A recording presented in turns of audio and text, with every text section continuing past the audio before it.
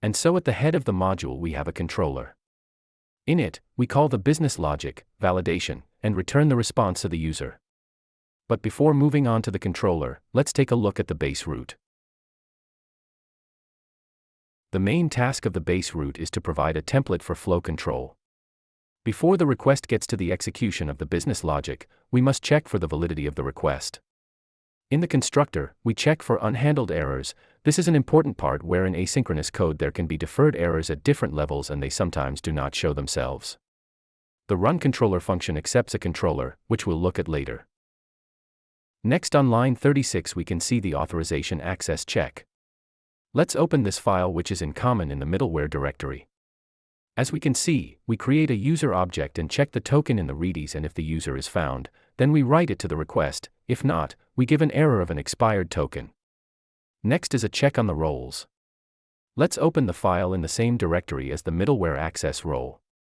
We see that this is a very simple module that checks for the presence of the role flag, and if it does not find it, then it gives an error access is denied.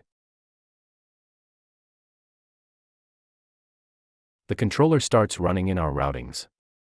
Let's go ahead and open it in our template. It's a test controller. We see the methods that we described in the base root: validation of data, checking access by roles, and running the controller to execute business logic. Field validation is not very readable but very flexible. In the request rule we pass the fields that we need to describe in the validation. Let's see what validation is.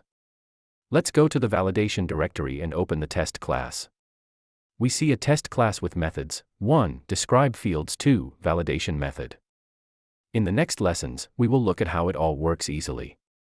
Let's go to our controller and look at the allowed roles method. In this case, we can specify a group or one role that we want to pass into this controller. Next we can see the launch method ran. This method contains comments on various actions that can occur in the controller. This is getting the authorization user object, calling logic, writing the cache or getting it from it, sending data to other services via r.p.c and responding to the user. Next, we will study ready-made services, describe database models and send requests between services. Let's push our template for future services to GitHub. See you in the next videos.